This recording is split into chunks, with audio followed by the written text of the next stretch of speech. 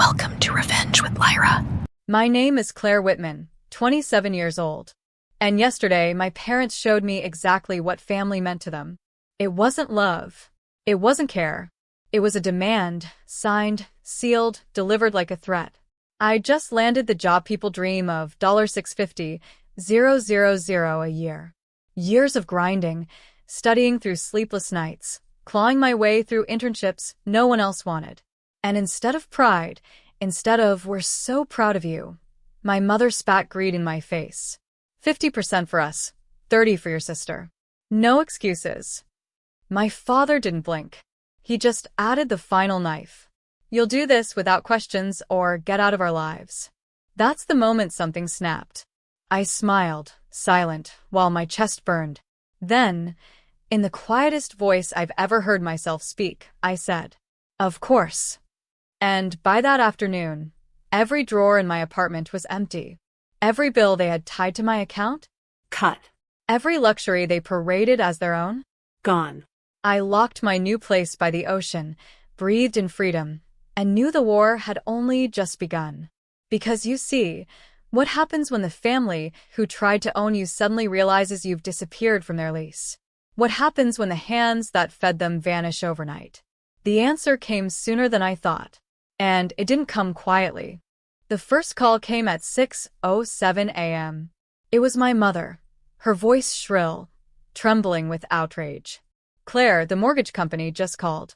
They said the payment bounced. You need to fix this right now." I sat on my balcony, coffee in hand, watching the sunrise melt gold over the water. I didn't answer. By noon, my father's name lit up my phone. Voicemail after voicemail, each one louder, angrier. "Do you think you can embarrass us like this? Your mother's having a breakdown. Your sister has modeling expenses. You owe us. We made you. Without us, you're nothing." But the thing about threats?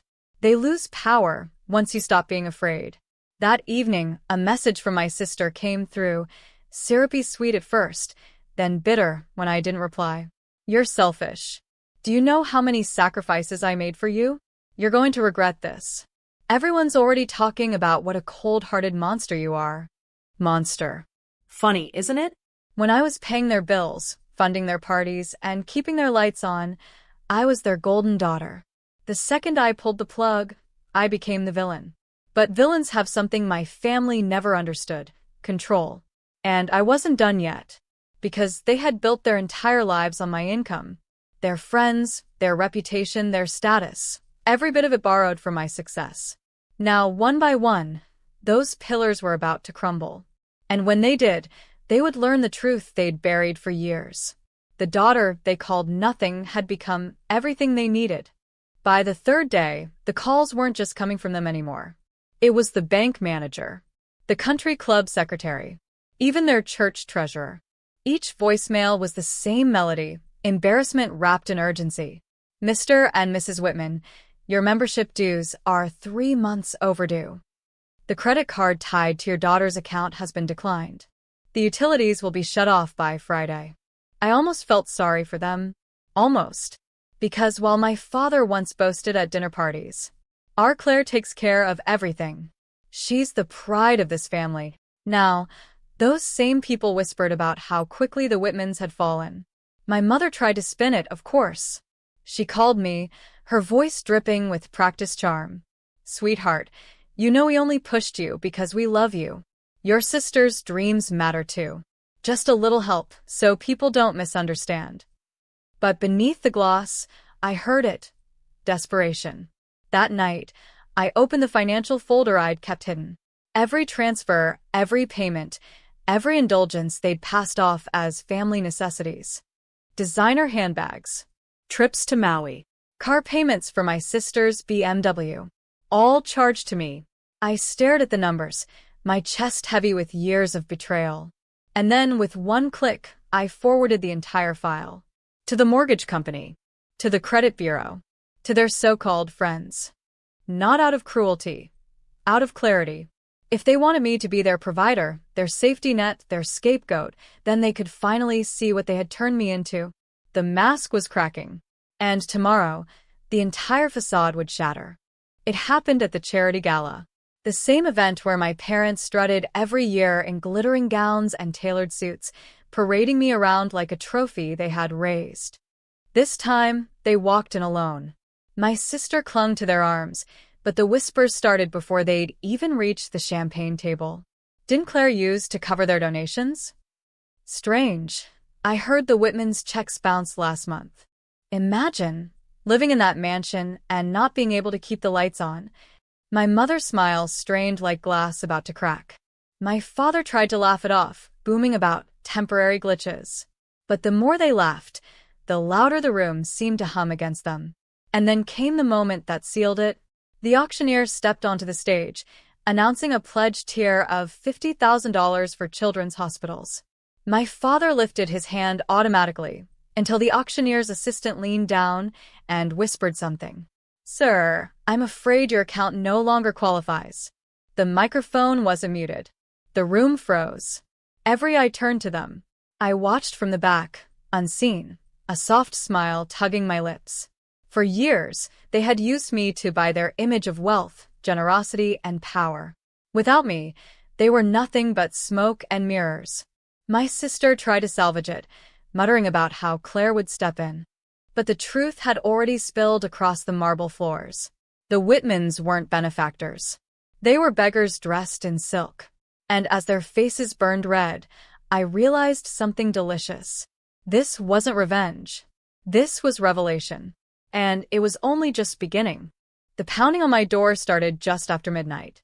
3 sharp fists, frantic, like the house itself might cave in if I didn't answer. Through the peephole, I saw them. My mother in her pearls, her mascara smudged like war paint, my father's jaw trembling though he tried to look defiant. My sister stood behind them, arms crossed, eyes darting like she'd been dragged there against her will. "Claire," my mother cried, voice cracking. Please open the door. You don't understand. We're losing everything." I stayed silent, letting the night stretch long. Then my father's voice, lower, harsher. "You're our daughter. This is your duty. You don't get to abandon us. You OWES." That word, oh. It was the same word he used when he took my savings account in college to fix the roof. When Mom emptied my emergency fund to cover my sister's tuition after she dropped out for the 3rd time. When they told me my promotions and my exhaustion didn't matter because family comes first, but only when it meant them. Finally, I opened the door just a crack. Just enough for them to see my face in the golden light. "No," I whispered, calm as ice. "I don't owe you. You took everything I gave, and you buried me in debt that was never mine. And now you want more? I'm not your bank. I'm not your lifeline. I'm not your scapegoat." My mother's lips trembled. My father's fists clenched. And then, quietly, I closed the door. The lock clicked. The silence that followed was louder than any scream. But in that silence I knew, tomorrow, they'd crawl lower than they ever had before. And I was ready. By morning, the headlines were already out. Whitman's default on pledges.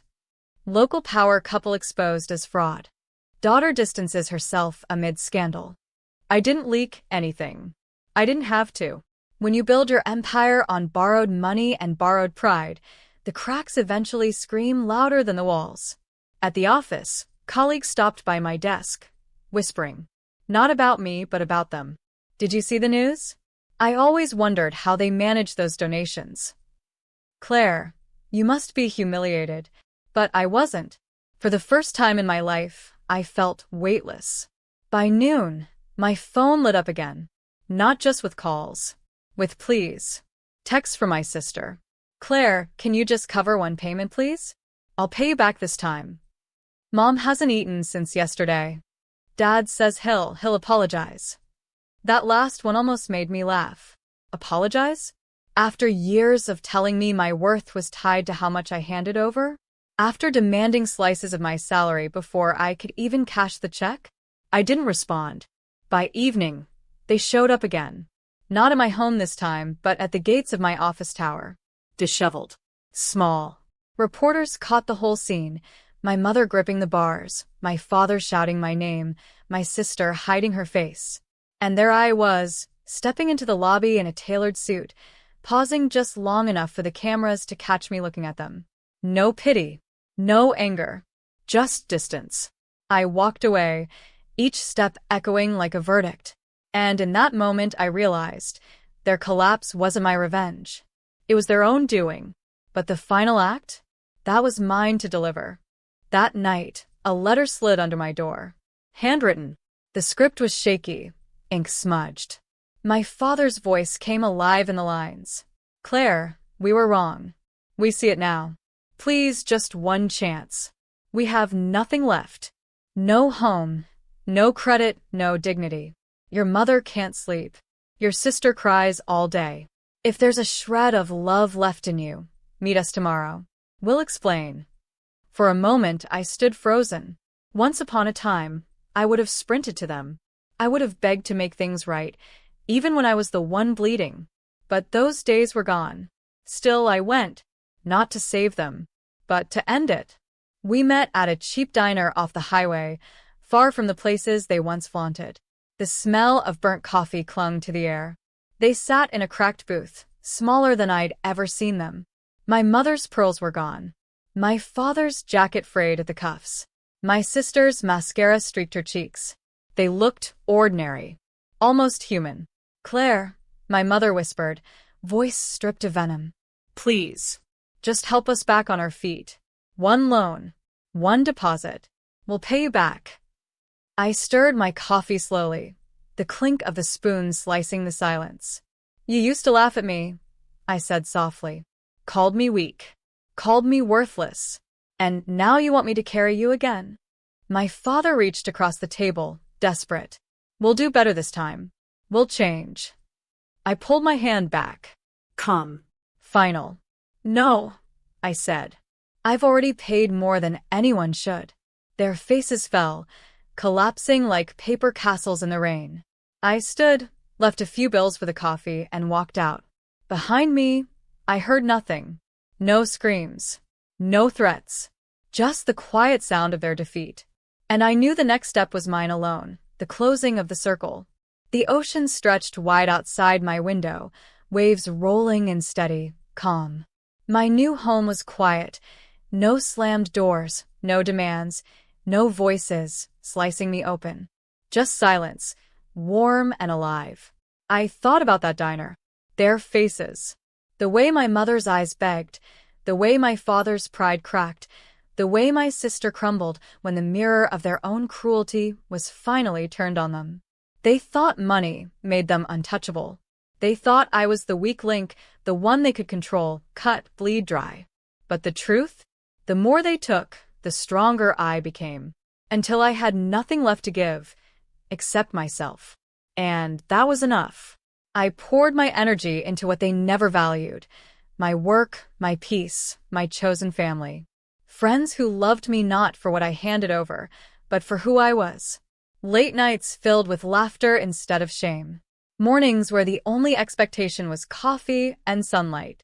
My parents and sister? They found a cramped rental on the edge of town.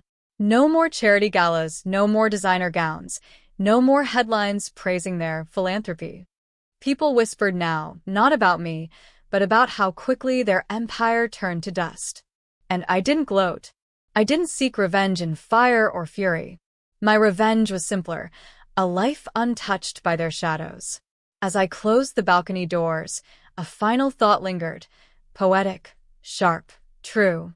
They demanded half of my world. In the end, I gave them nothing. And nothing is exactly what they became.